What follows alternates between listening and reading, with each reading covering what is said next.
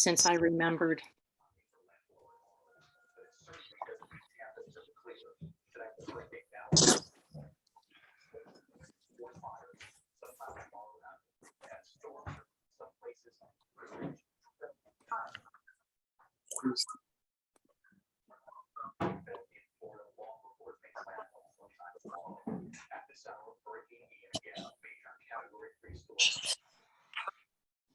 I think I'll start so that I thank those of you that were able to join us at 6:30. What you're seeing on the screen is our planned agenda, and we're going to start with the Alcosan Clean Water Plan and then move to an East Carson Street project update. We've worked on the Community Council goals for 2027, and we wanted to provide some information about the public safety portal that we've tossed around on Community Council. We have a new commander who's on the call, and this will be our opportunity to be introduced to him. We'll have a public official update with those who are able to attend: Councilman Bruce Kraus, State Representative Jessica Benham, State Representative Arian Abney, and State Senator Jay Costa, or their representatives. We'll have board member election and then a re-election and questions and comments. 80 people. And we're asking that, unless it's a clarification of some sort, if you want to just put your information, your questions in the chat, and we'll get to them. But we want to be careful about the timing, and especially when we're talking to, I think, the commander.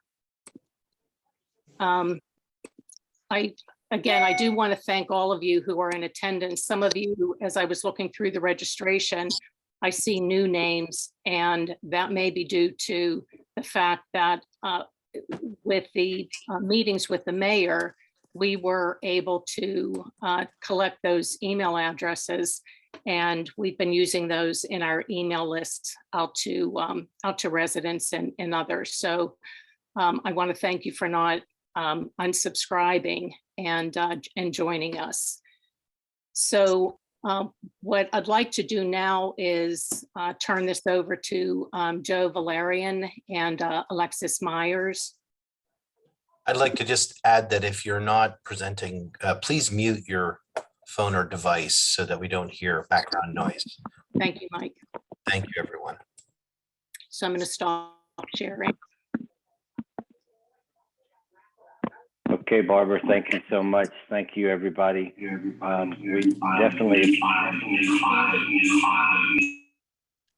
We definitely appreciate the opportunity.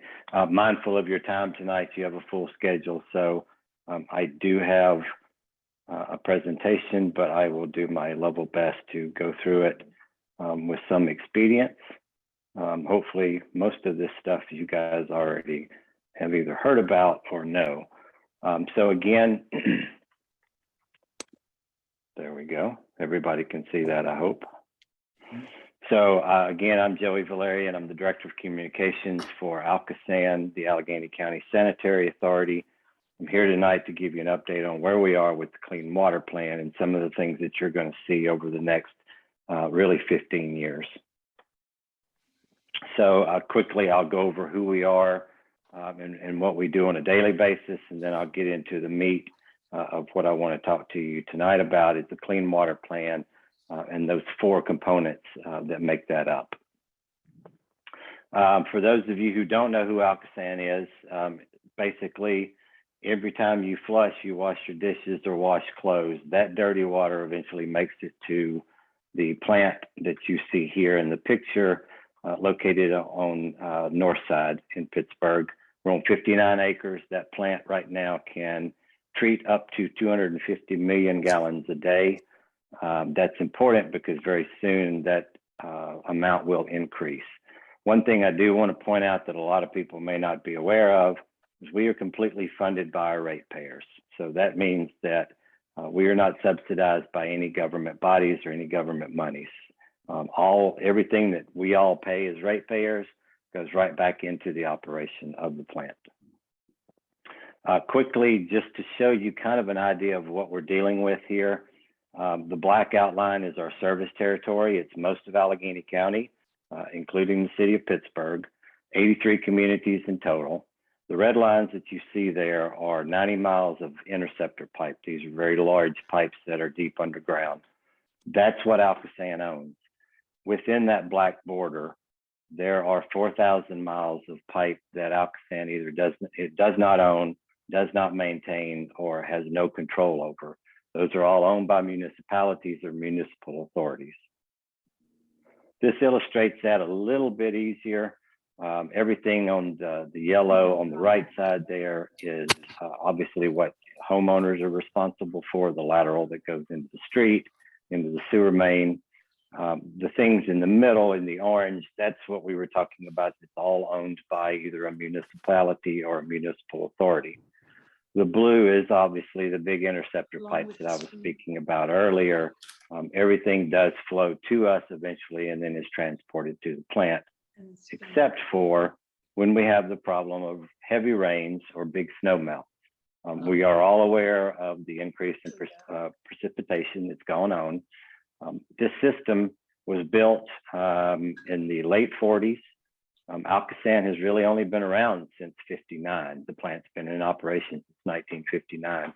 Before that, most all of the sewage flowed directly into the river. So what happens now is obviously our system is undersized for what we are getting. That creates these overflows, what you're looking at here. These are all along all three rivers. When the system gets overwhelmed, that diluted sewage goes into the rivers untreated. It's something that we cannot do. It's against the law now. The federal government has told us this has to stop. So to get there, we have our clean water plan. Hopefully some of you have heard about this by now. It was approved in 2020 after many, many years of negotiations with all of our regulators and a lot of our stakeholders. The topics that we're going to talk about tonight, the project, we have to complete these by 2036.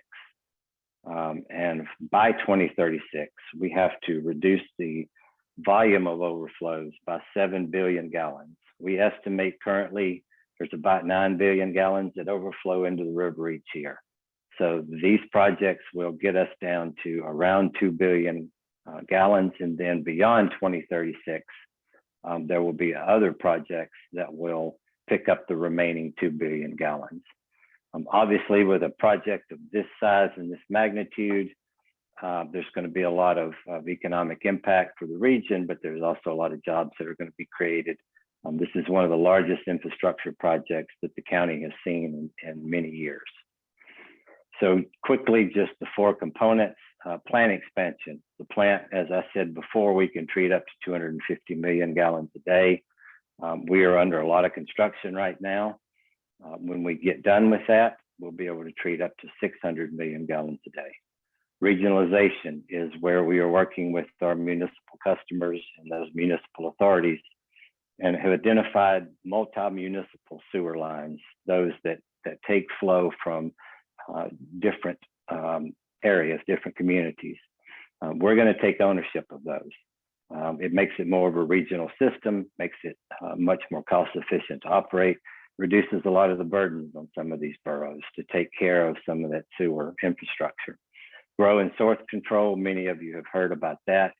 That's our grant program for our municipal customers for projects that basically keep the water out of the system.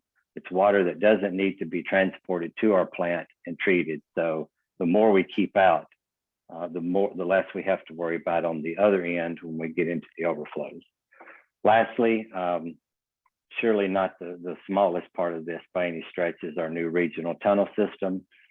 This is going to be the construction of about 15 miles of new sewer tunnel, 150 to 300 feet below ground. Again, this is a photo. This is the wastewater treatment plant right now under construction. There's a lot of cranes. There's a lot of stuff going on right now. It's going to, obviously, building these new tunnels, this is going to get us the ability to treat that water once we move it to the plant. Regionalization, again, if we are successful in working with all of the lines that we've are taking over, all the lines that we've identified, we'll add about 265 miles worth of sewer line to our what Alcosan owns and takes care of. Grow, again, many of you have heard about this. We just announced our 7th cycle, somewhere around 60 million in grants that we've given for a lot of these projects. There's 51 of these that have been completed. And what's interesting about that is we're starting to get data back from how well that's performing. That can, as we go further down the road, that can inform how we do other projects as we get further along into this process. Again, lastly, but surely not least, is our new tunnel system. There will be 3 segments of this tunnel system built. The first is the green segment that you see. Hopefully you can see my cursor here. This is the bullseye is our treatment plant. This green line is the Ohio River Tunnel. That's the first one that's going to be under construction. We are approaching 30% design for that tunnel now. The second leg will be the Allegheny River Tunnel. And then the last leg, which is the orange, is the Monongahela River Tunnel, which is what you guys will see in the south side when we start constructing that tunnel. Give you a better idea of what we're dealing with here. This is what we have now. This combined sewer system, which we have in Pittsburgh, all of this flows to these regulators. When this system gets overcharged, when these existing interceptors get overfilled, this regulator pushes that sewage through the outfall, which becomes the overflow that we talked about. So when we build this new infrastructure, we're building new regulators in these very large drop shafts. Of course, the new tunnels that we talked about, approximately 150 feet below the surface.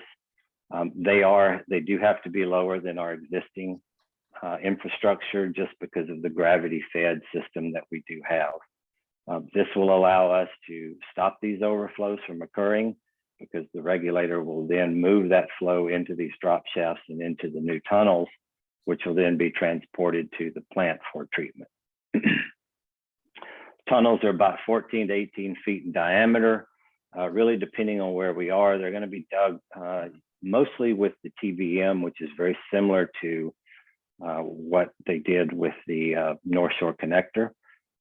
Same type of situation. The TBM goes in, it removes the spoils, and then these concrete segments you see are placed immediately. So the tunnel is being built as the TBM goes along. These are the things that you're likely to notice more. Obviously, once the tunnel boring machine is in the ground, it's not going to come up until it gets to the far other end of that tunnel. But the construction sites you will notice are the regulators, as we talked about. These consolidation sewers are just basically pipes that move the flow from the regulators into the drop shafts, which you see there on the right. All of this infrastructure, just so you're aware, is being built near our existing infrastructure. And obviously there is a very big cost reason for that. You know, if we were to build a lot of this type of infrastructure away from our current infrastructure, it's going to increase the cost significantly. So while we don't have a lot of exact locations, we do know that most of these things will be built near our existing infrastructure. This is our schedule as we know it right now. Like I said, it's over the next 15 years. We are approaching, again, 30% design for the Ohio River Tunnel. We start construction in 2025, which is really not that long. If you notice, these all start to overlap, design and construction all start to overlap as we go along. So for you guys in the south side, the Monongahela River Tunnel project, we won't start design until mid-2027 and construction really towards the end of 2030. We do ask, please, that you follow along. We have a lot of really good information on our website about the Clean Water Plan. If you really want to get down into the weeds and a lot of the engineering and the studies that have been done, it's all there. We do have a quarterly newsletter, and we're very active on social media. We'll become more active as these plans progress. And with that, I hope I have given you plenty of time to ask a few questions.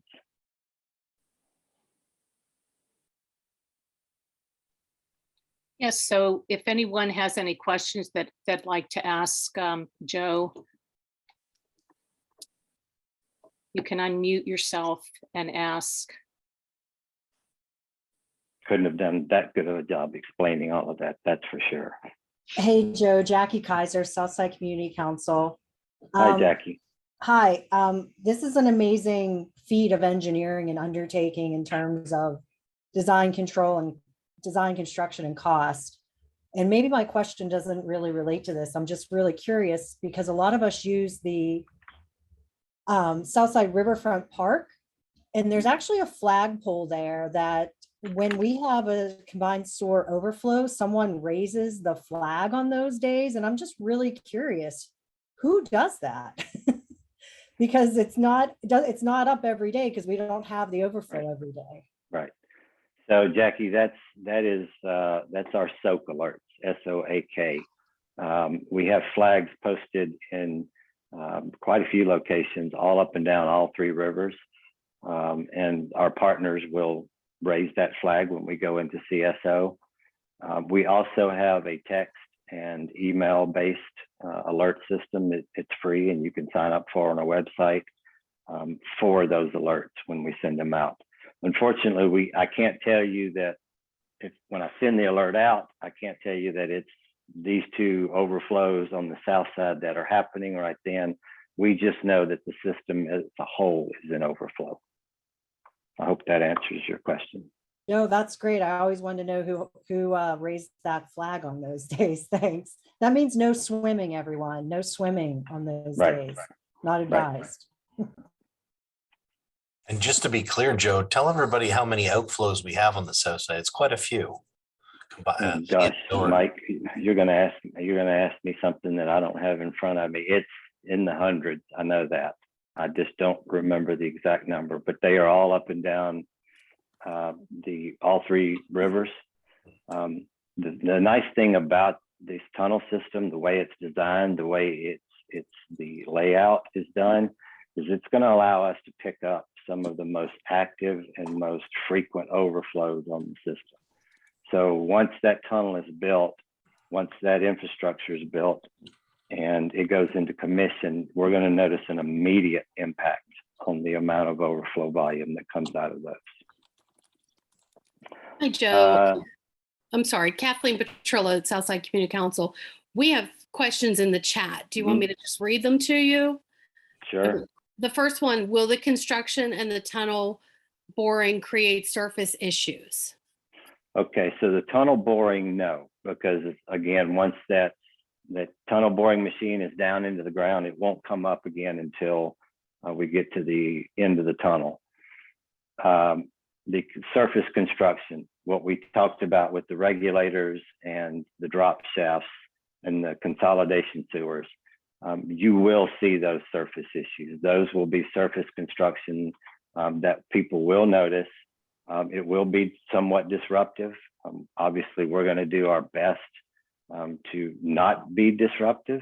If we are going to be disruptive, we're going to come back and tell you about it before we, ever get there. Okay. The next question is there a timeline for when this work will affect different neighborhoods?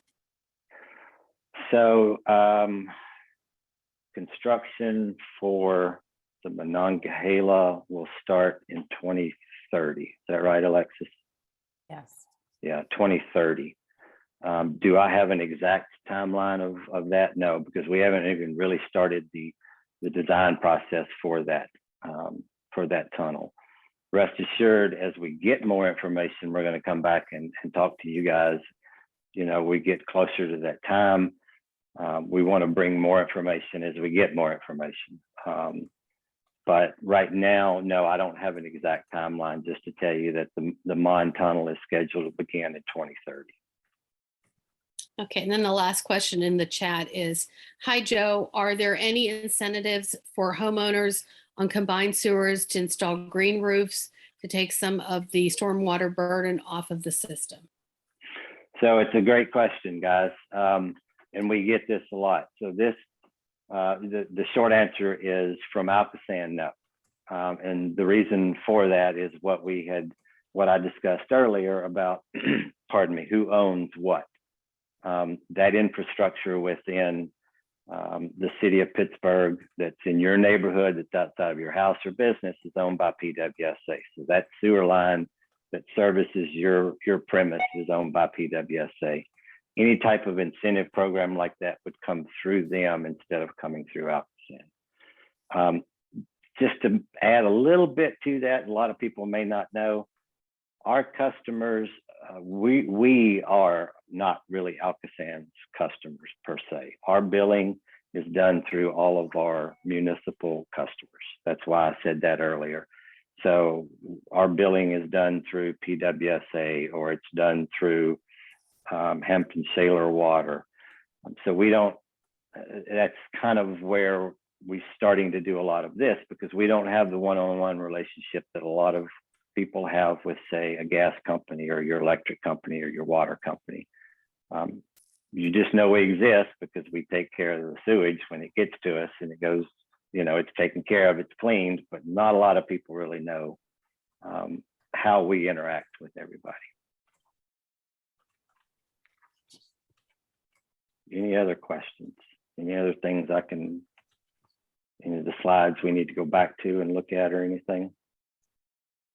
There will be some surface construction, obviously, in the south side, because you guys do have some very active overflows located along the river there. Some very active overflows. So the construction, again, of that tunnel, we'll see once it's put into commission, will be an immediate effect of not having that happen, belching that into the rivers right there at the riverfront park, as you said. This is a question of, you know, we're only a segment of each river. How are the communities upriver from us on both rivers and down doing? Are they, even though we're going to be doing our part, are they also working on solving their problems? So it's a good question, Mike. Yes, so they're working with us directly on a lot of flow targets and watching upstream, you know, what's going into the system in, say, Ross Township, what's going into the system up here, and how is that affecting as it's floating, obviously, downhill. You know, we're lucky in Pittsburgh because of the topography. We don't have a lot of pump stations, so we kind of know where things flow downhill and how they get there. The second part of that, Mike, is most all communities are now receiving or have received some type of consent order from DEP, which is requiring them to do other measures beyond what we're doing to keep water out of the system there in their community. Hello? Oh, someone's unmuted.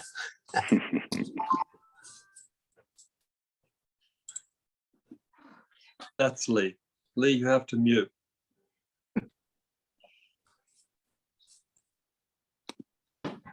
Okay, well, I don't hear any other questions. If you think of any, guys, Barbara has my email.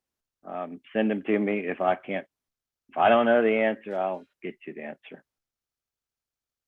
And thank you very much again for allowing us to come. We'd love to come back again when we have, you know, more information. We get a little further along in this process. Thank you, Thank you. Joe and Alexis. Thank you. Thank you. Have a good night, everybody. Good night.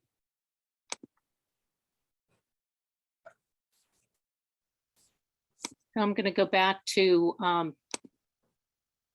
my screen, and Mike Clark is going to talk about the East Carson Street project update, but I also want to thank him.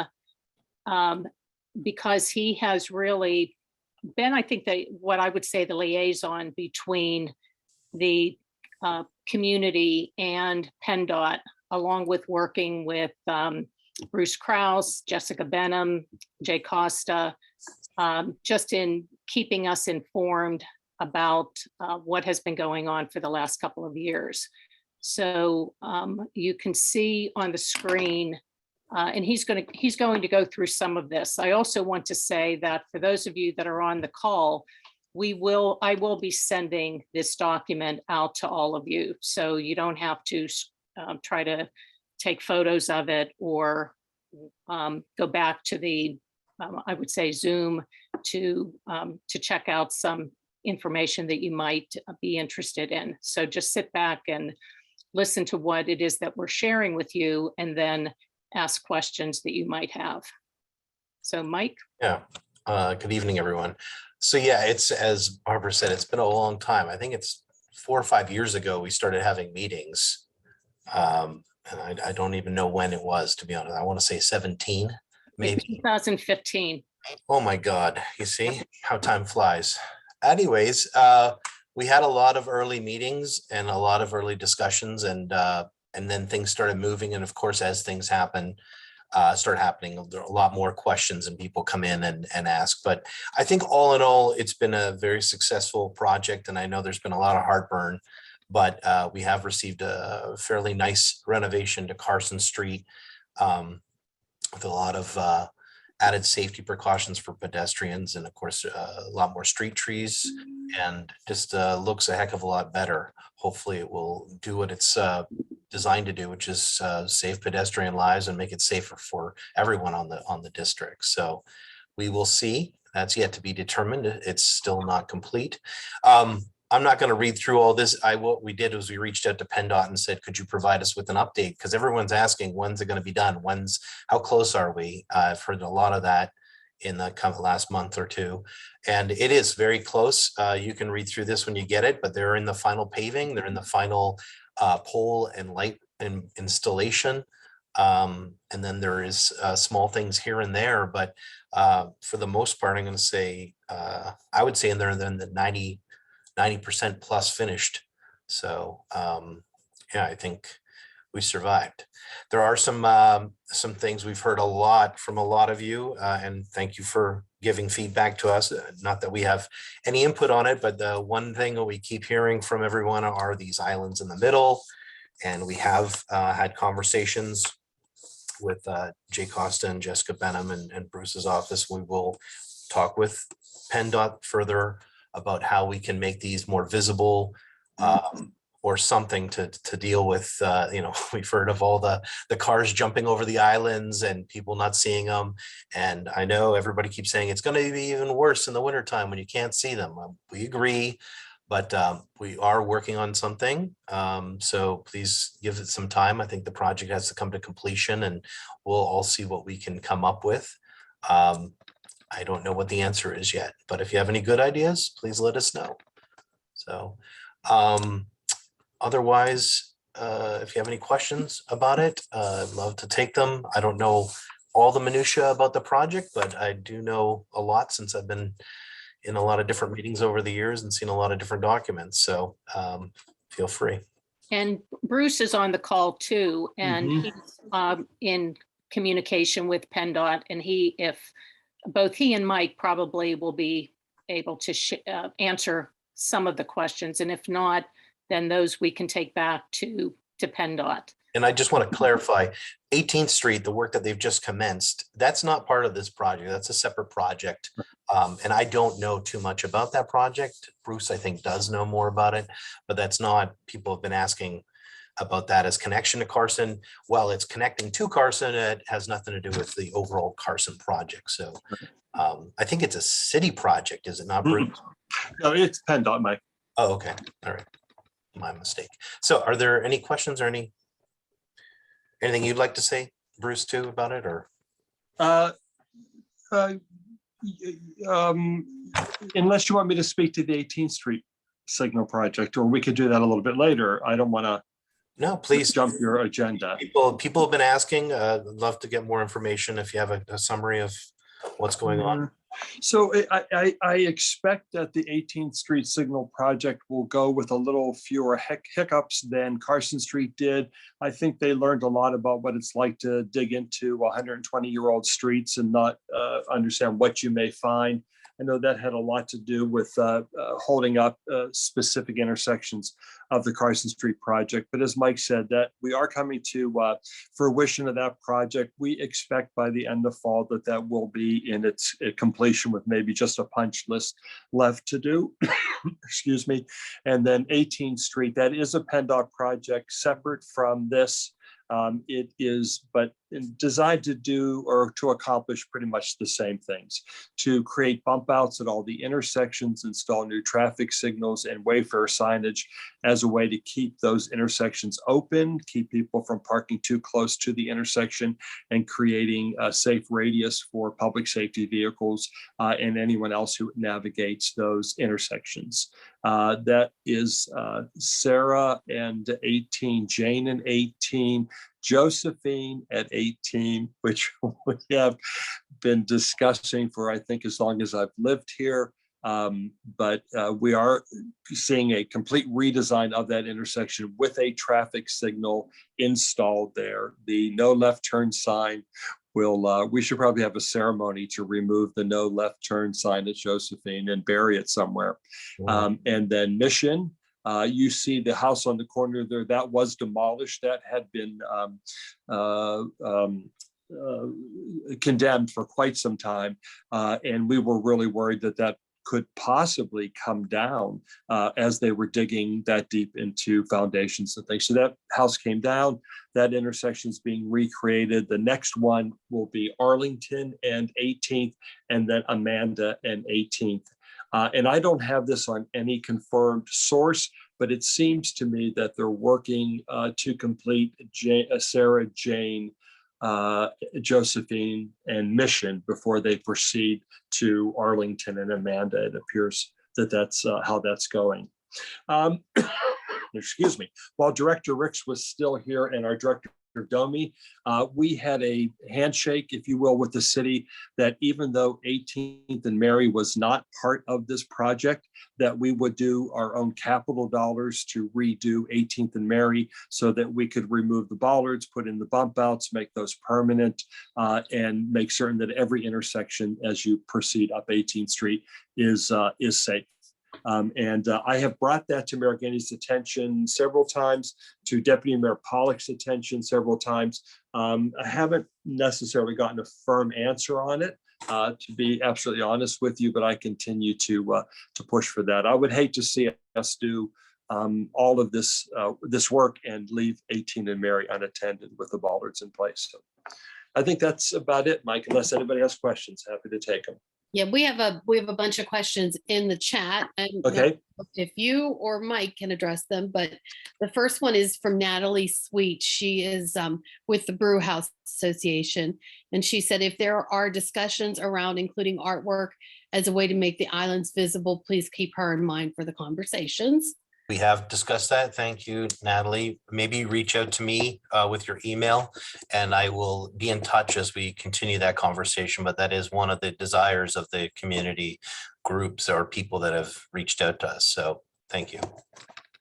Okay, the next one is wondering if the walk signs will be adjusted by the Birmingham Bridge. Pedestrians get a walk sign while the cars turning right onto the bridge also have a green light. I heard that as well. I heard there's a 311 or many in about this, so I'm assuming it's something that's being taken care of. Bruce, any comment? I can't say that because 311 is a city agency. I think that's something that we need to bring directly to the attention of PennDOT.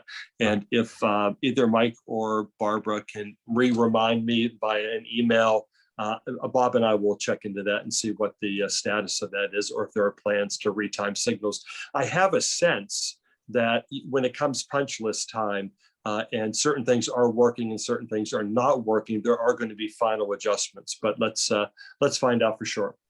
Yeah, there's also, they've installed signs in the last couple of weeks and they actually installed them backwards on multiple blocks right across from Philippalooza. It says no parking this way and no parking that way. So you can't actually park where you're supposed to park. So that's another one where I've heard, so I figured punch list again.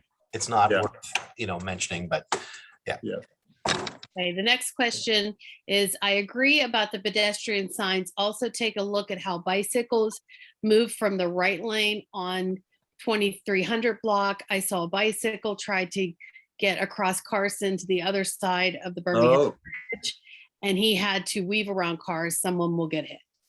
yeah. Yeah, Yeah, that's 23rd. That's from Quaylen. Quaylen, you wanna? Yeah, it was the 2300 block of East Carson Street. Right. Yeah. If you're coming up on the right lane as if you were going to make the turn to go across the Birmingham Bridge, well, there's a bike lane there. Except if you're in that bike lane and you want to keep going straight, you're going to keep going straight while the other traffic is making a left turn. Yep. And so this guy, I mean, I saw him, he was like weaving in and out. So yeah, it's really bad if the way they have the bike lane set up, and no way for bikes to get across. I mean, they're assuming they're going to go across the Birmingham Bridge, but nope. On the opposite side, the slip lane in front of the library, I've been told by people that the green bike painting there actually goes from a curb to a curb, so you can't actually cross there as a bike. It needs to be moved, or a place located where a bike can actually come off a sidewalk or off the road and across the other. It dead ends into a bad place. So we can talk about that. I'll bring that up with Bruce, and we can talk to PennDOT. So Big punch list. yep, punch list. Okay, so the next one is, does the 18th Street project include a plan to finally put an ascending bike lane into 18th Street? I can't speak to that specifically. Bob and I rode that, I want to say last week. I believe the desire is to put a parking lane as you're driving up 18, and it would be on your right-hand side, which would be the westerly side of 18th Street. It appears that the desire is to create a parking lane, but that's something that we're looking into because I quite don't know the answer to that myself. Okay, and there's two more. One is just a thank you for paving the 2300 block of Cary Way. And Yes. then the last one is, are there plans to remove the pedestrian walkway lines connecting 23rd Street right across from the White Eagle through the barrier across East Carson? There are used pedestrian walkway signs. However, I am concerned as I continue to see people try to cross right in the busy intersection off the bridge as you have people try to turn up 23rd or continue down East Carson. That's a big question. I would put that in with the PennDOT follow-up, and You're let's see. supposed to eliminate it, right? That was supposed to be that whole. You're not supposed to be able to cross 23rd Carson at 23rd in any way, pedestrian or vehicular, when this is complete. So I think you're talking about the signage that still might remain from the previous, prior way you interact with that intersection, right? It used to be a pedestrian sort of point and walk there. So I think that's going to be removed, but I'll put it on the list. We can bring it up. Okay. Okay. That would be a city function if that were indeed the case. Well, that was part of the Carson Street, the PennDOT project to eliminate that crossing there. So, Yeah, but I mean to remove the signage. If Oh. we put that stuff up, we might need to make a little punch list of signage that has to come down that's no longer relevant. okay. Okay, we have one new question that came into the chat. Jamie Bowser did a questionnaire for all 18th Street residents about bike lanes. 18th Street residents don't want one since there's no policing and 18th is too dangerous already. Yeah, that was a very hot topic of conversation about 2 years or so with the Slopes Association, maybe even 3 years ago. And there was pretty much a very rigid split of half wanting to see bike lanes, half not wanting to see bike lanes. I don't believe, but please don't quote me on this, I don't believe there are plans to make a bike lane as part of the 18th Street project, but I do believe that there's a plan to move parking from the easterly side and concentrate it on the westerly side, at least from Edwards, not quite Edwards, but up to Mission. But as I said, we just noticed that ourselves, and I'm trying to get a firm answer on that. Okay, and then the last one is just a comment that we've had too many wrecks. Well, people just drive crazy anymore, and I cannot explain it. And, it just boggles the mind. Most any morning I'm driving into work, I'll call Bob as I count down the number of people that have run stop signs as I leave from 18th Street to get to 4th and Grant. And on any given morning, I can count 6 or 7 people that have not just tried to skate a stop sign, but have blatantly ignored them and driven right through them. As if and I thought at one time it might be a generational kind of thing. It isn't. It's every age bracket, every demographic across the board. I don't understand. It boggles my mind. Okay, one more rebuttal. Why aren't there police? They pass and race up here. You know what? If you can give us specifics, I can request to have a motorcycle officer stationed there for short periods of time to help avert that.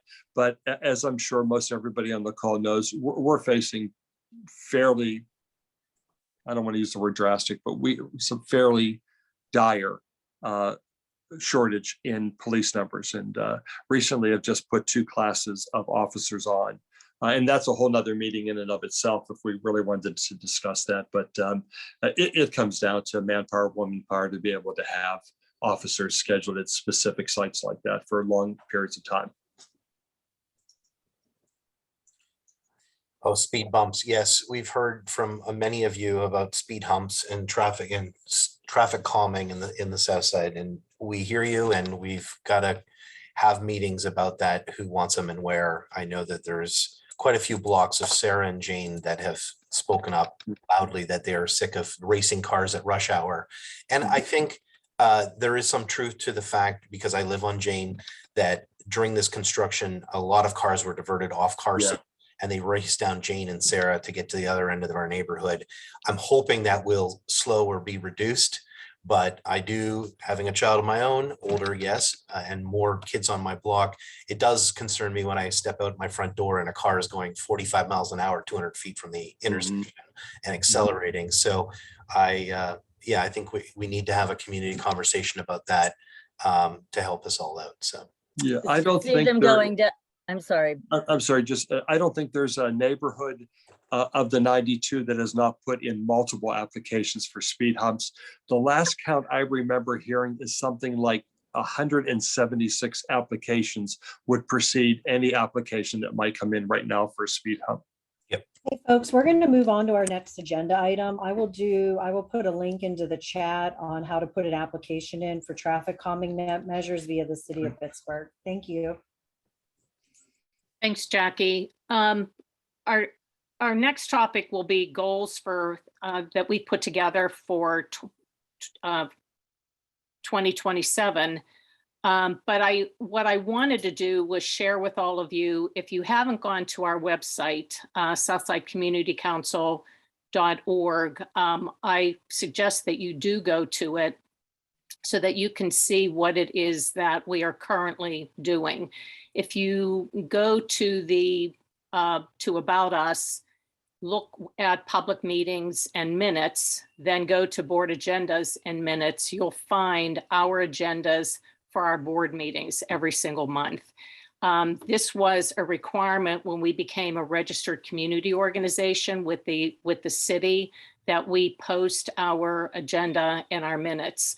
And for those of you that really don't know what we do, or those of you that might think that we don't do much, I think when you read those minutes, you'll see that we really are doing quite a bit of work on behalf of the community. And I also just want to let people know that we are an all-volunteer organization, and on our board, we're varied, and with those that are, young professionals working, those with kids, retirees, and I want to thank everyone who gives their time on behalf of the South Side so that we can continue to be a good place for all of us to live. And then we also engage with volunteers. So you can see that we have 4 committees, and underneath each one of those, there's a considerable amount of subcommittees. And with that, I'm going to turn it over to Frank Vitale so he can speak to the goals that we have put in place to reach by 2027. Thanks, Barb. Good evening, everybody. So up until a few years ago, our board meetings were just basically each one of us reporting to the others on what we did. And we realized that that wasn't a very efficient way to organize the meeting. So as Barb indicated, we created these various committees. And now the meetings in the last few years have been quite structured, with each committee reporting out on what they are doing in those areas. So based on that, we decided to put together this list of goals for the next 5 years around 7 discrete issues or things that we are doing within the community, as you can see, like maintain green spaces, facilitate meetings, et cetera. And underneath those, so as Barb said, there are 50 distinct activities that we are engaged in either every month or a few times a year. So we've listed those under each one of the goals. And then what we're going to do from here on in at these meetings is we're going to use this as the template to report to you how many of these things have happened, if what we've done in these different areas. And finding this will be a much more efficient way of reporting. So again, like it says, publish a monthly newsletter. So next time we have a meeting, we can say we did 6 monthly newsletters or 12 of them. We can say that we did refresh the council website monthly. It says conduct 3 community cleanup days. We can then report how many that we actually did. And right now, when you look at this, and again, I'm not going to read through this whole thing, I just gave you those as a couple examples. The ones that are in bold are the ones that we have been doing for the last year very clearly. So we've bolded those. And then the rest of them are things that we are currently working on or will be doing in the next few months. We may add some goals at some point if we see that there's another area that we are starting to get active in. But right now, these seem to be the 7 prevalent ones that we have been working on for the last year. So that's it in a nutshell. You'll get a copy of this and you can look at it and go over it on your own.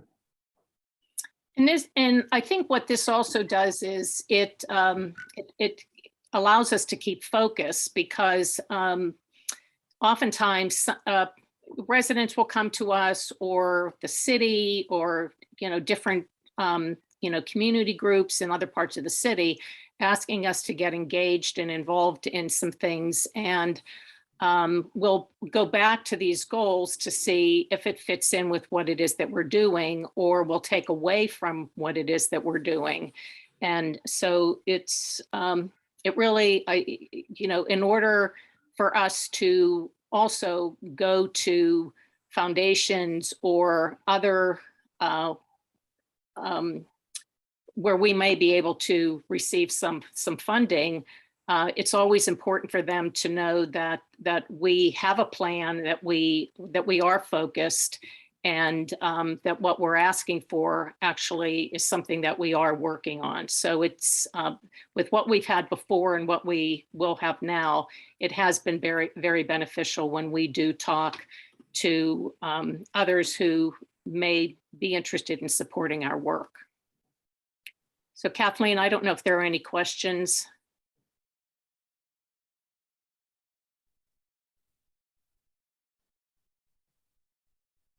Sorry, I was on mute. The only question was, is there a requirement to document volunteer hours? By whom? Right. Yeah, who would require documentation? Where for the most part, all the work that is being done is done by volunteers. And but our focus as a board is to actually do the work. What we if there are times that we do have we are asked to do someone contacts us to do community service, and a letter needs to be written to the person who has asked them to do community service. We do that. And you know, when someone donates their you know, donates funding to makes a donation or provides us with some goods, you know, we do send thank you notes to them. But volunteer hours, I think if someone asks us if they're working on something and they need volunteer hours recorded, we certainly can do that. Okay, there's no other questions.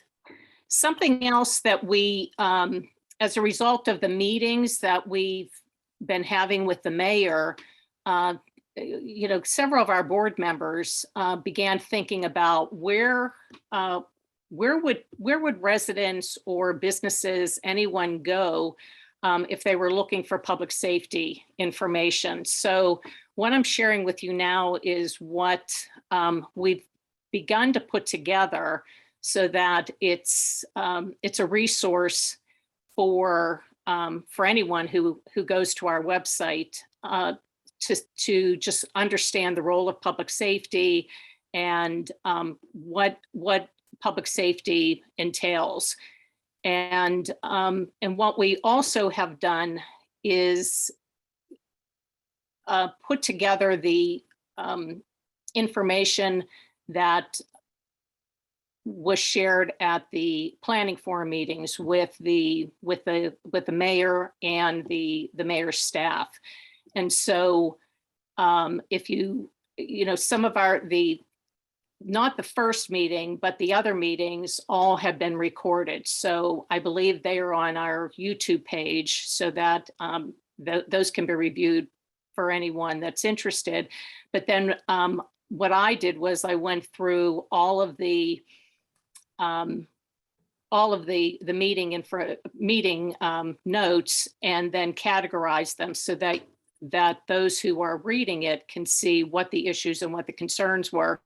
And that's what we were using when in planning for the following month's meeting, so that we could follow up with questions, so that in addition to the presentation that the mayor's office had, they were also responding to some of the questions and concerns that were, you know, occurred at the previous meeting. And so those will be available once we put this up on our website.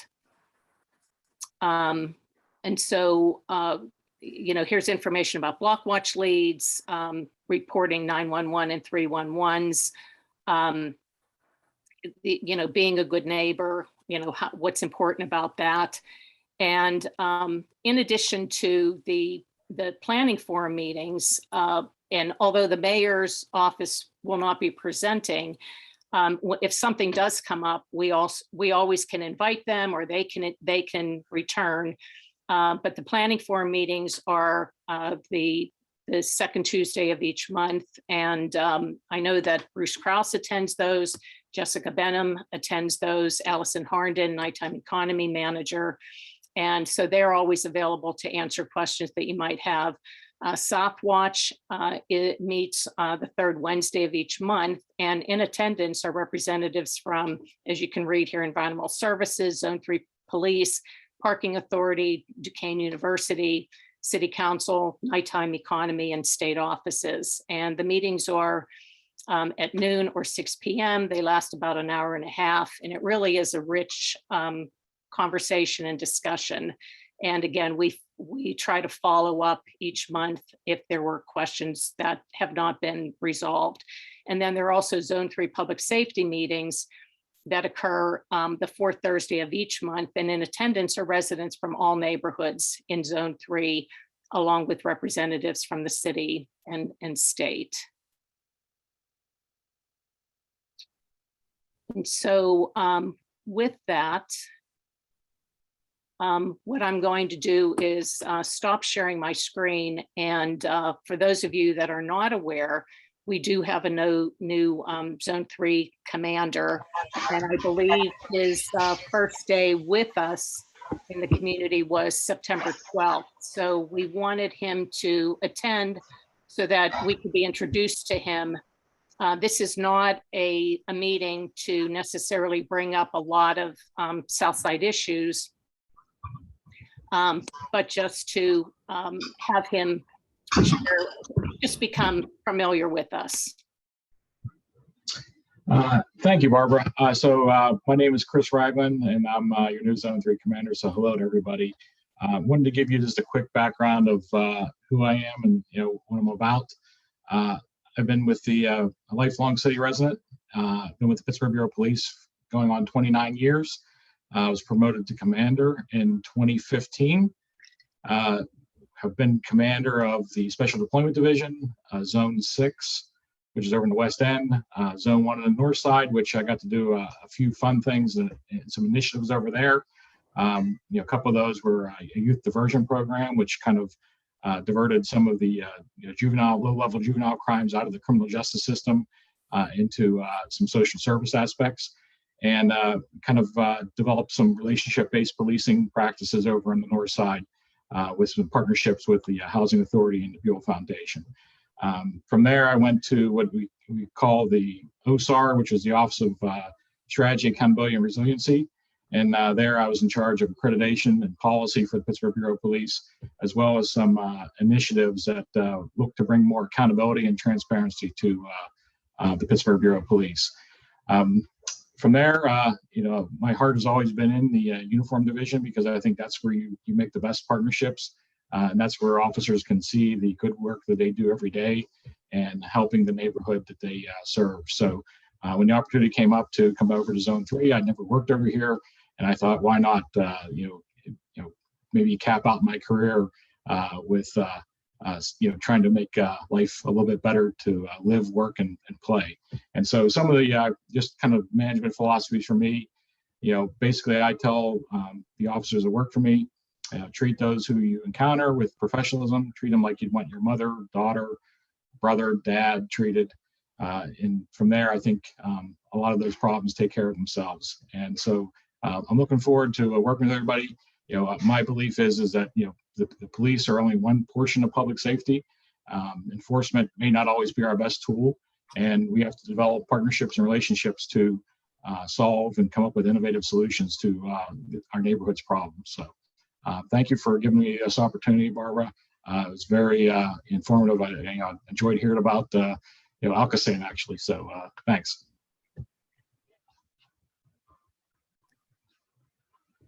So are there any, I hesitate to ask this, but it is a community meeting. Are there any comments, questions for the commander? We look forward to working with you.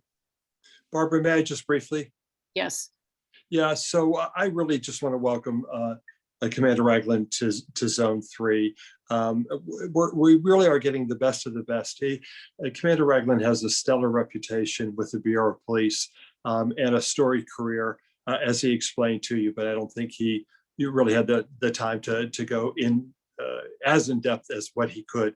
But we've had a chance, he and I, to have some conversations, and I'm very, very much looking forward to working with Commander Ragland here and introducing him around. We have started preliminarily gathering contact information for all the different leadership for all the different organizations within Zone 3, sharing those with Commander Ragland so that he has a sense of who we are and what our goals are, if you will. And so without belaboring that, I just would really like to say thank you for the courage to come over to Zone 3 for a while here. We are a great group of people. We truly are a great group of people. And we're glad and happy to have you here. So welcome, Commander, and thank you. Thank you, Councilman. Thank you. We don't have any questions in the chat, but I do have 2 comments. The first one is thank you, Commander. I'm happy to have a new commander. That's from Elizabeth Carroll. And then Liz Stow, who's the president of the Zone 3 Public Safety Council. Just wanted to say thank you for mentioning the Zone 3 Public Safety meetings. Everyone is welcome to attend, residents and businesses. The commander also attend to address issues and concerns. If you want to know more about the Zone 3 Public Safety Council, contact zone3psc1@gmail.com. And again, that's in the chat if you want to copy down that email address. And then I do have one that just came in. It's from Samantha Burke. I have many questions, but I will save them for the public safety meeting. So she'll ask them then. And Samantha, if you want to send them to info@southsidecommunitycouncil.org, we may be able to get those answered more quickly than at a meeting. And if something's timely, please feel free to ask it now. Nothing super timely, but thank you. Mm-hmm. I was about to say this. I'm sorry. Oh, just a minute. Sounds like we're getting close to Halloween.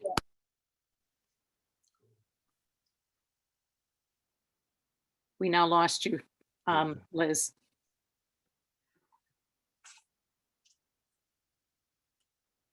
Okay, can you hear me now? Yes. Okay, great. I was about to say the same thing, Samantha. You can certainly send concerns. Anybody can send concerns to the Zone 3 Public Safety Council email. Some concerns can be raised with the police. Sometimes there are some concerns that can just be dealt with beforehand. And so we meet monthly, and some things can be solved before that as well. So, either send along to Barbara or to the Zone 3 Public Safety, and we'll be sure to get those answered. And what we've also learned, I think, over the last year or so, again, if there's something that needs immediate attention, residents should call 911. We often hear from residents maybe on a Monday or a Tuesday after there's been issues in their neighborhood, maybe student parties or something else. And they've said, well, we didn't want to, we know that the police are engaged in other things and we didn't want to bother them, but they were stressed out for an entire weekend or a night or so. So it's really important to do the 911. And officers will often say, when you apologize to them, if you do engage with them, this is what we're here for. But what I learned was the importance of 311 calls, because they do get sent to different departments, and if you can do those online. And we've often heard from Allison Harnden, who's the nighttime economy manager, about again, parties or issues. And she will either email the person that needs to know about the 311, or she'll share it with me or Liz, and we then can handle it ourselves. So 311, the only way that the city is necessarily going to know that there are problems is often through those 311s. And again, weeds, trash, all of that. But specifically problems that you might call 911 for, and you don't think, well, I should put a 311 in. Those are also very helpful. And I think Jackie has put in a link for the at our website for 911 and 311. So if there are no other questions, Bruce, I I think Bruce is on the call and State Representative Jessica Benham. I'm not sure if any of the other representatives or senators are on the call. So Bruce, do you have things to share? Not anything that comes to mind specifically. I'm happy to take questions. I'm sure many have heard that we had a kind of a rough weekend on 18th Street. Have communicated with multiple agencies across the board, district attorney's office, the mayor's office, the deputy mayor, Barbara, Jackie, community council, neighbors. I'm trying to think of Jess Benham, Rich Fitzgerald, and hoping that we're going to get some traction this time around the disruptive behavior around Ember, but hopefully we'll have much more concrete evidence to share on that within the next couple of days. Also met with the firefighters union too, asking for their support in petitioning the district attorney to shutter the establishment because of the danger it presents to fire officials that are located in Engine 24. It was kind of rough, I have to be honest with you, but I was very, very, very pleased with every communication I had from the district attorney on down. So I'm hoping for a positive outcome, and I'll be happy to share with that when I know more about that. Beyond that, Barbara, I'm happy to take questions if anybody has questions. I have one. It's Quaylin. You know, I heard tons and tons of sirens, obviously, and I did not hear what was going on 18th because I think Kennywood was getting all the coverage. Yeah. And so could you just give us a really quick recap as to what Sure. had happened? Yeah, there were, as I understand it, 3 actors. There were about 26 rounds of bullets that were discharged. Shooting took place between the Engine 24 and the Jekyll and Hyde. As I said, 3 people were arrested, multiple guns were recovered. There was a massive response by police. I counted about 17 police vehicles that responded to that. Commander Ragland and I had extensive conversation about that, as well as Sergeant Zigarella, who is in charge of our saturation patrol on the weekends. He was on scene when that happened. We had 2 marked cruisers located in the intersection at that time. And that, I believe, and police believe, saved lives, that they were there to respond immediately. But again, like I said, we had, Allison and I had extensive conversation with Deputy Mayor Pollock. I had a personal phone call with the mayor. He happened to be in Harrisburg at the time. Allison and I had an extensive meeting with Detective LaQuatra and the district attorney in person to discuss our concerns about what's happening at Ember and petition for the shuttering of that establishment, as well as I said, Ralph Sakura, who is the head of the Firefighters Local 1, asking him to petition the district attorney as well, and Rich Fitzgerald, our county executive, asking him to petition, along with the mayor and deputy mayor, that the place be shuttered. So I don't have a definitive answer right here and now at this point in time, but I expect to have something very. That was going to be my next question is, are the firefighters, I mean, they're obviously in danger as well when this happens there. What really concerns me is that it's an ongoing situation. I said this to the district attorney, that as far as I know, that has housed a liquor license for at least the 68 years that I have been alive. And I jokingly tell this, but it's the truth. My christening picture was taken in front of that bar. My parents, and I have the picture, and my parents rented the bar to have my christening inside, potato salad and, jumbo sandwiches, whatever it was. But there has never been a disruptive operator in that establishment for 67 years that I'm aware of. And then this operator comes in and we have 3 incidents of gun violence. We lost, the last time I checked in on 911 calls to the establishment, there were between 15 and 22 as of last April. It's time. They need to go. The firefighters are very, very concerned for the safety of the firefighters. As you know, they sit out there morning, noon, and night, and everybody's very happy that they sit out there morning, noon, and night. We like that presence in the neighborhood, but they clearly, if someone is out there and wanting to discharge 26 rounds of ammunition, no one was shot, thankfully. It begs the question, what was the intent of the firearm? Was it to just intimidate or scare someone, so they were just shooting indiscriminately without wanting to hit somebody? And if that is the case, then what about the people caught in the crossfire? Yeah, so anyway, I didn't want to get too deep into that because then you have a very rich agenda, but I know it's on the minds of many people, and I just wanted you to be assured that every level of government, I failed to say our public safety director, Schmidt, as well, has been integral to the conversations as well. And I think we all want the same thing. It's just how to go about it legally so that we can defend it if we end up in court over it. Okay, thank you. Mhm. Representative Benham. I'm here. If I'm up next, I apologize if I'm a little awkward. I have a cat who is directly in my face right now.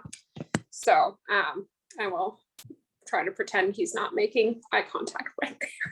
Hi, everybody. A couple announcements from my office. We have a shredding event coming up on October 8th.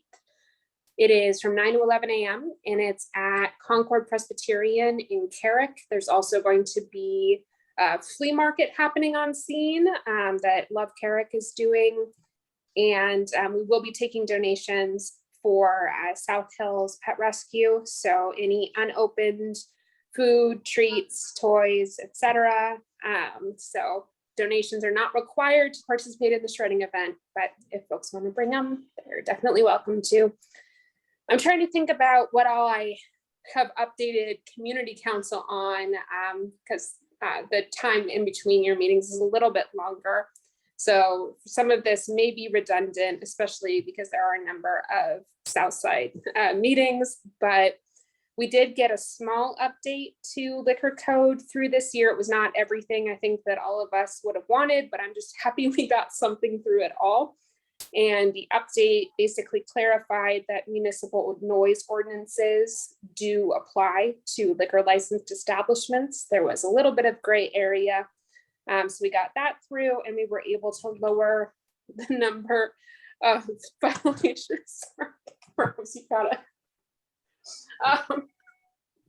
sorry, I just got cat spit in my face from him shaking his face. It was really gross, actually. Sorry about that. But anyway, we were able to get the number of citations that would trigger an automatic hearing of the Liquor Control Board from 6 to 3.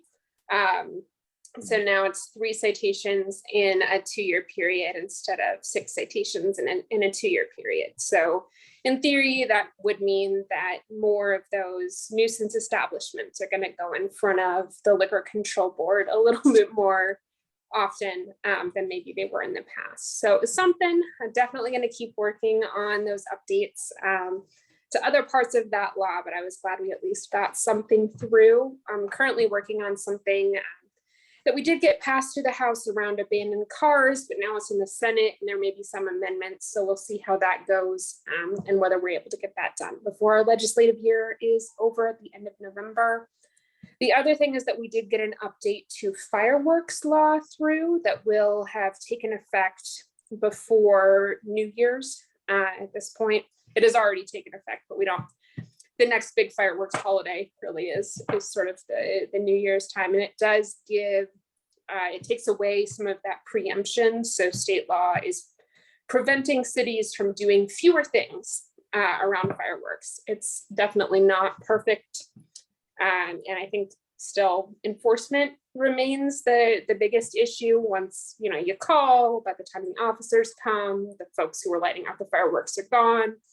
That I think still remains the biggest challenge. And but that was an adjustment we did make, and that was signed into law by the governor Let's see, we also had a really good state budget this year. I'm happy to talk more in detail about that, but numbers are not always everybody's thing. So if people have specific questions about the state budget, I'm happy to answer them. But those are kind of the biggest things I think that have happened in state government since the last time Community Council had a general meeting. And with that, I will open the floor for any questions folks may have.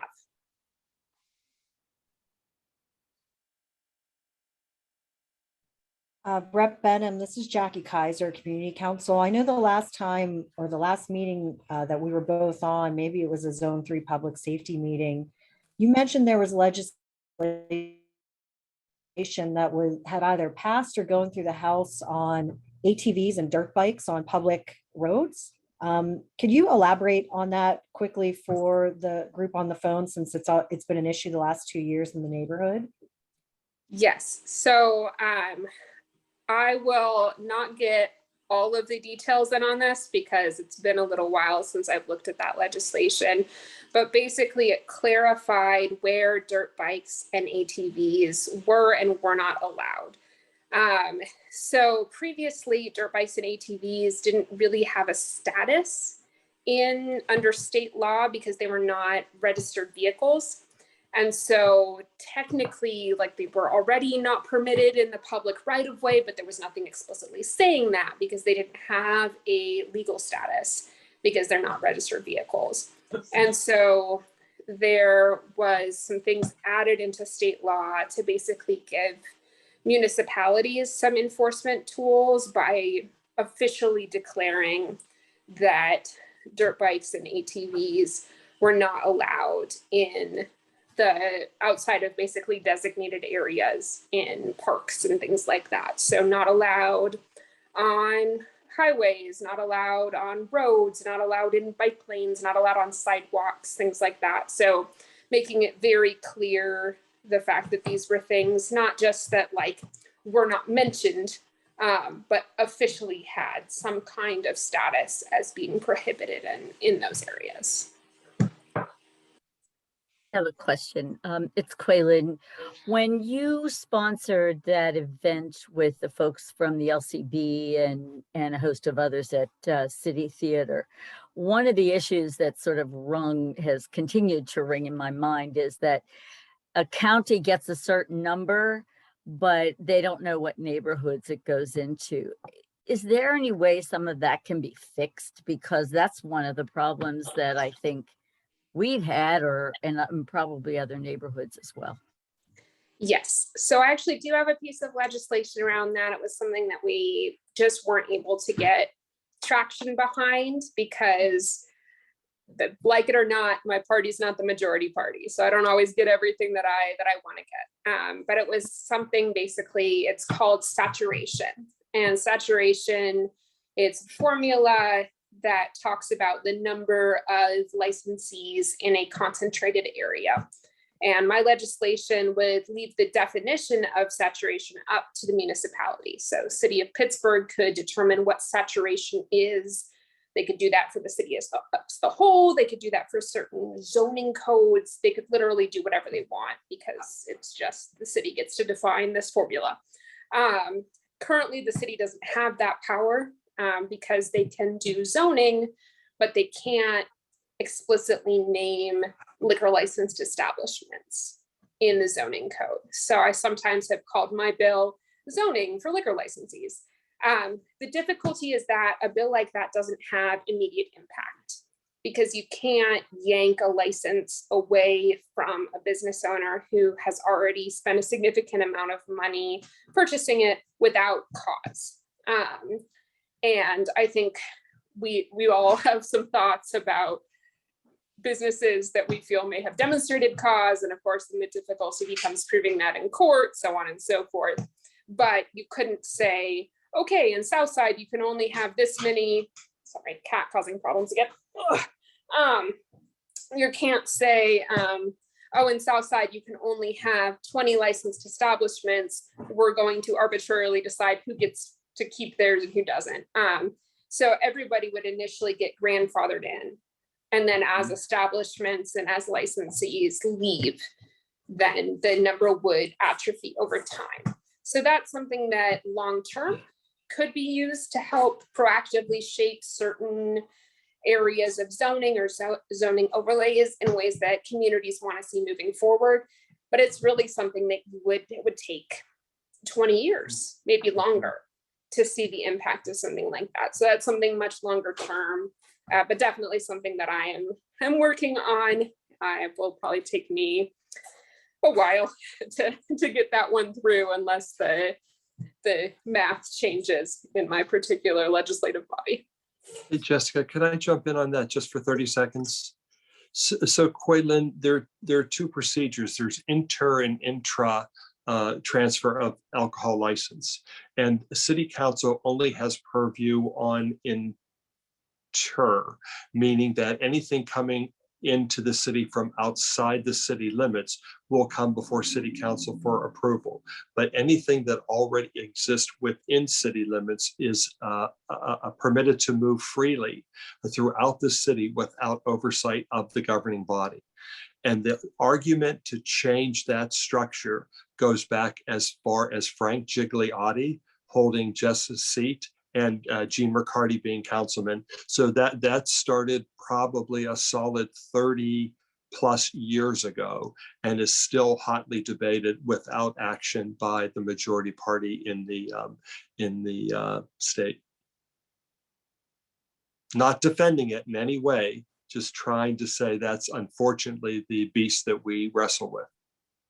Yeah, on one hand, it's disappointing to know that I am merely a rep in a long line of reps who've been banging my head against the same wall. On the other hand, oddly comforting, I guess, to not be alone in that club. So certainly something I'm going to keep working on, and maybe I will be the one who finally gets it done. We will see. Your lips to God's ears. Gonna try my hardest. Thanks, Jess. Thank you. The only question in the chat is, could you reshare the information about where and when the shredding events is? If you could verbally, and if you could put it in the chat as well. Thank you. Yes, yeah, I will do both. So it's October 8th, so Saturday, October 8th from 9 to 11 a.m. at Concord Presbyterian. And I'll put that info in the chat too.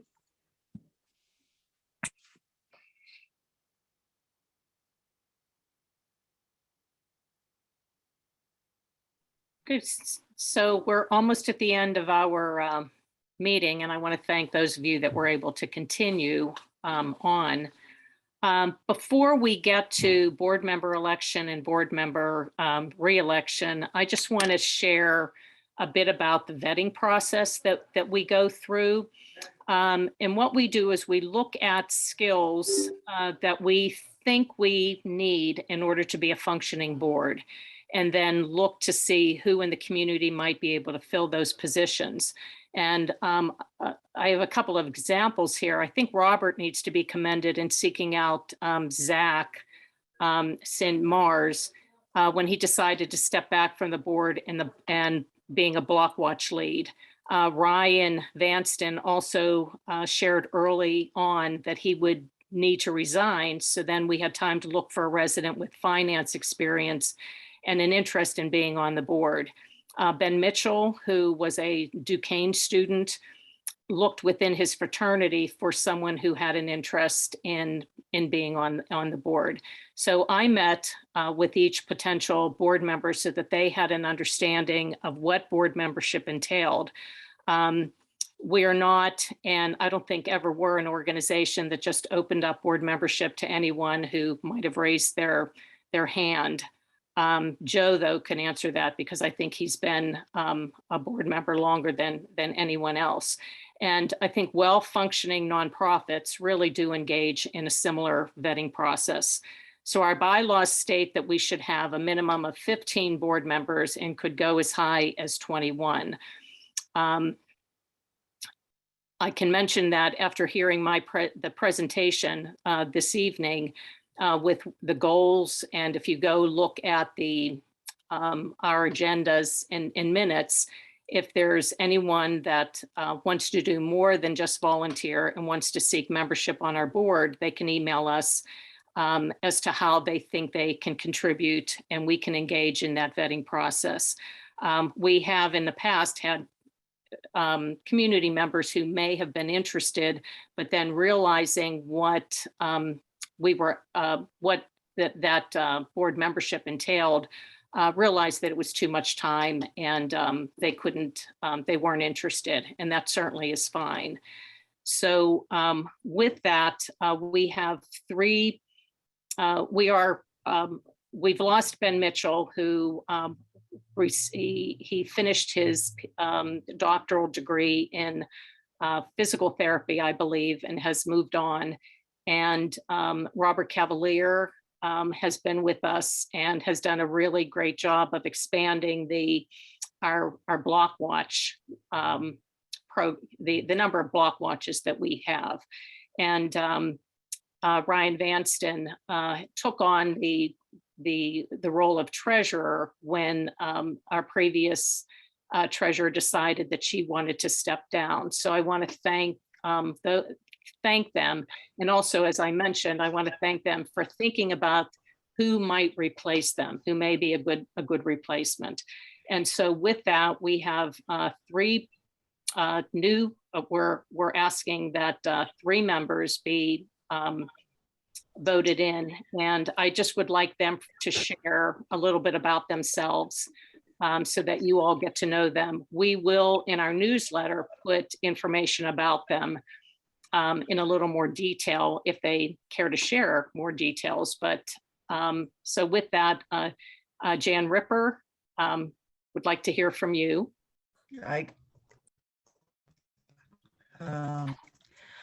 Hi, I'm Jan Ripper, and I've lived on the South Side for 18 plus years in Fox Commons. And I worked at City Theater for 20 years as a director of finance. I have an accounting degree from IU, the real IU, Bloomington, Indiana. I started my career as a GM corporate auditor. Along with my husband, Doug, we are the trail stewards for Friends of the Riverfront. We take care of the trail from Sandcastle to Duquesne Incline. And I have helped Southside community cleanups along with Pitt and Duquesne students. So I'm happy to be on the board. Thank you. Zack? Hi, everybody. I'm Zack Cinq-Mars. I live with my wife, Sarah, and my cat, Nora, on Cary Way by 18th Street. I moved to Pittsburgh from Illinois about 2 years ago, and I've lived in Southside ever since. I work as a traffic engineer and look forward to leading the Southside Block Watch with my wife, Sarah. Thank you. You probably should not have told us that you're a traffic engineer. Yeah, right. Just say that. Mike can put him on his committee. Yeah. I was gonna say, I didn't know that. Yeah. And we have Kevin Gillespie. Hi, everybody. My name's Kevin. I'm 22 years old. I just finished nursing school at Duquesne, and I'm starting work next week in a trauma unit. And I moved to Southside last year. I was a part of the Duquesne transition, like, you move from on campus to off campus. And I decided to have interest in the council from Ben Mitchell. He was in my fraternity. I think he's a really stand-up role model for me. And I was just looking for a way to get more involved in the community. And then Dr. Rudiak mentioned the block watch, and I would love to get involved and just find a way to be more involved in the community and make an impression on improving it. So. Thank you. So Joe Balecki, do we ask to vote the new board members in or everyone?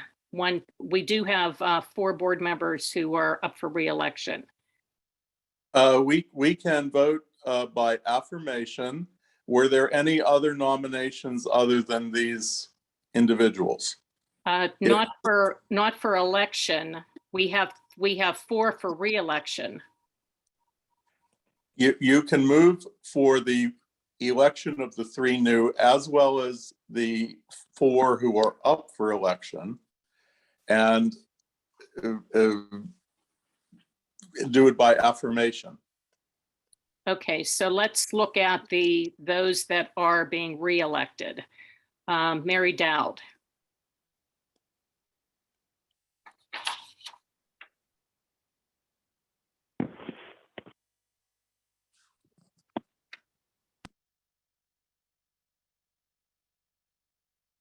You're muted.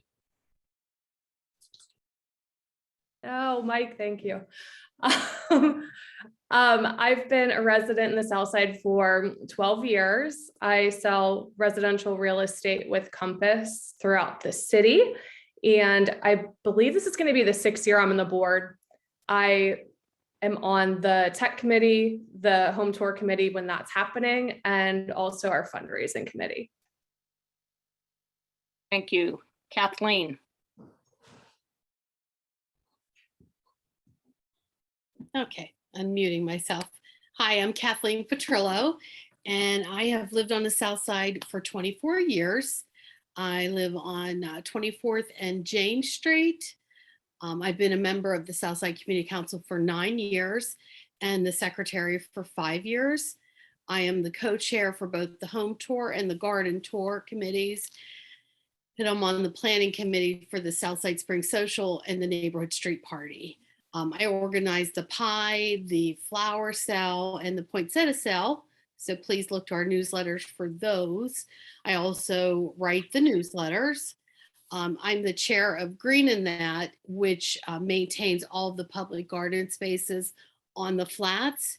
And I do want to say that Jan Ripper is one of my stewards for the garden space on the Riverfront Trail. So she's already been working with us. And I also started the Ormsby Children's Garden in Ormsby Park with a bunch of volunteers. And I am the Block Watch lead for 20th to 26th Street. And you can probably see me all the time walking my dog Fiona. And I also volunteer for the rescue that I rescued her from, called Animal Lifeline in Homestead. Thank you. Hey, Mike Clark. Thanks, Barbara. I'm the vice president currently, and I've been on the council for, I'm going to say 14 years. Not sure. My role has changed over the years a lot. I've been involved with a lot of, I'd say, ad hoc working groups, such as like the PennDOT or, 18th Street, maybe a little bit, but, Carson Street project. I could go, RHI, I know that was a while ago as well, but more importantly and recently, I'm part of the zoning and planning group that reviews projects as part of our development activity meetings. I'm active in the trail cleanups along the Riverside Trail.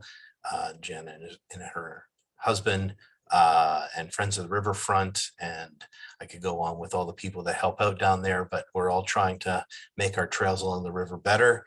I'm also involved with street trees around the community, both privately through applications with the city and through using the Tree Vitalize program to get grants for sort of clumped planting. So last spring, we did one around Armstrong Park. We just got awarded another one for around Ormsby Park this fall, and hopefully we'll get a couple more in other areas each year moving forward to keep our tree numbers climbing, not declining. I'm also on the graffiti watch, I guess, de facto group. We take care of some of that. Our long-term steward of it, Steve Root, who did a fabulous job for countless years, has retired. So we are looking for someone who's interested in picking that up. I know we don't have as much graffiti in the community, thanks to Steve's hard work, but we do try to keep it clean. Yeah. And I think that's it. I don't know. I probably forgot 10 things, but. Okay, and then I am up for re-election, and my name is Barbara Rudiak. I was born and raised on the South Side and returned to my family home in 2013. I'm a retired educator, and one of my positions was being the principal of Phillips Elementary that's located on the South Side. I was there for 13 years. I've been on the board since 2013 and president since 2015. So in the last 7 years, in addition to working with the board on our goals, I've engaged with other community organizations in the South Side, the Chamber of Commerce and the Slopes Association, and a number of other community organizations throughout the city. What I appreciate is that there's a willingness to work together with other community organizations because there's a feeling that, you know, a rising tide will lift all boats, so that when we can benefit each other, it's really important. I also attend the zoning board of adjustment meetings when there's development on the South Side and we need to provide our input. I work closely with city and state officials and Allison Harnden, the nighttime economy manager, and at my own expense, I've attended at least 4 of the sociable city conferences, and those have been helpful for me to see that the problems that we are facing here on South Side and in the city are similar to those in other cities, and to talk with other city representatives to learn how they're handling the problems that they are facing, because others have found solutions to problems, and even though we're all different, there's some similarities and we can learn from them. In 2015, I, along with several other Southside residents, began Southwatch as an organized way of looking at issues on the South Side. And if you'd like to learn more about that, if you go to our website, you can see the Southwatch minutes. But we are engaged with city officials and environmental services, and over these last 7 years, we've interacted with about 400 either property owners or tenants. And, we still have trash issues, but we look a lot better than we did 7 years ago. And I think that's it. So we did have a question about, and I figure I'll answer it prior to the vote, about how many positions, if we have any open positions. And we can have, as I mentioned, up to 21 board members. And if there's someone who after this meeting is interested in being on our board, that's something that they probably should contact us, info@southsidecommunitycouncil.org, to see where their talents and skills may fit in. I think, Mike, you may be the best person to speak to our boundaries. And so the board members need to be within our boundaries. We as a Southside community have the Southside Community Council, and we also have the Southside Slopes Neighborhood Association. And our boundary, we don't overlap. That's correct. Our boundaries are at one end, let's just say Sarah and Carson, or the get-go. And the other end is the Liberty Bridge. If you just take that down, I believe it's 2nd to 3rd Street, so 2nd or 3rd. And then we're from the river all the way back to the railroad in that zone. And the only exception is on the far east end, where we'll call it the holler. We do encapsulate that area back, but I'm not sure if we include, what's the street way back there? I can't remember if that was included in our bylaws or not. So I apologize, but if you're back there and would like to be part of us, we can talk. So you know which street I'm referring to, Barbara? It's at the end by the Handler. Thank you. Mm-hmm. So that is our geographic zone. Yeah. And did you mention that it's, we're up, I think, Josephine Street? Did you? Oh, to the railroad, I said, yes. Yep. Yeah. Mm-hmm. Yep. Yeah. Okay. So Joe. And somebody had in the notes there that, is it true other members have been we're not in the Southside Flats geographically or something like that. And but as we became a registered community organization, there were a couple of board members that were on the edge, and they weren't, I guess, at the time, but those people are no longer on the board through attrition, or they left. But currently, yes, all board members do live in our RCO area.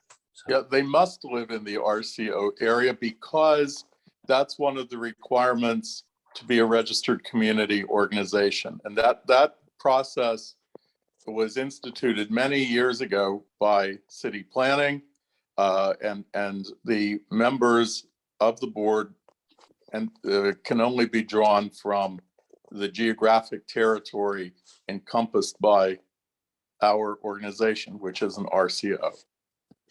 Thank you. Okay, so I'd like to call for a vote by affirmation. Do we need a motion on that, Joe? Yes, How and do we do- I will move that all of the present candidates for the board be affirmed as board members, and move that the vote be done by affirmation. And we need a second for that.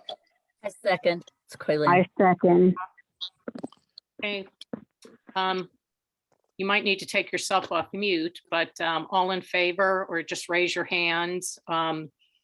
Those of you that are not showing us who you are.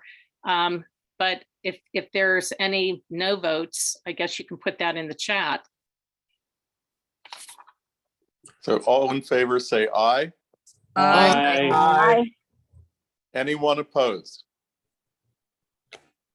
Motion carried, and those nominated have been elected by affirmation. Okay. Thanks to. Congratulations. Yes, Yeah. congratulations, everyone. Yeah, thank you. Thanks for everyone's willingness to, all of us are here. We may not say thank you as often as we should. And, I thank those of you who in the chat have given us your thank yous. But I think that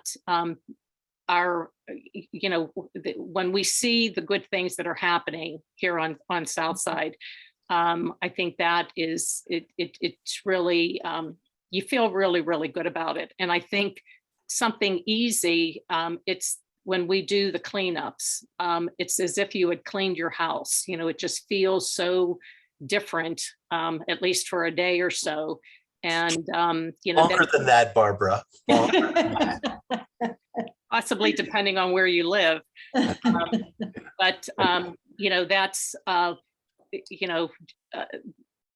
again, thanks for, we're a great place to live, and we want everyone to know about it. We want the visitors and residents to feel the same way. So I want to thank all of you for being in attendance at the meeting.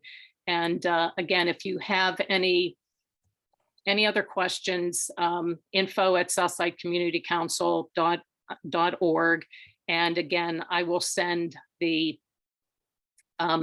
agenda and all the other information to everyone so that you have it. Are there any other questions or concerns that anyone would like to address before we complete the meeting?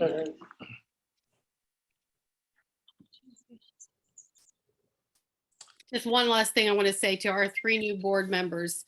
I need pictures and bios from you for the newsletter. Mm-hmm. Yeah, so and I'd like to say a special thanks to Bob Cavalier for everything that he's been doing. Yes. Yeah. Yep, thank you. Okay, with that, I think I'm going to end the recording and say good night. Thank you, everyone. Thanks, everyone. Thanks, Barb. Have a good Good night. night. Good night.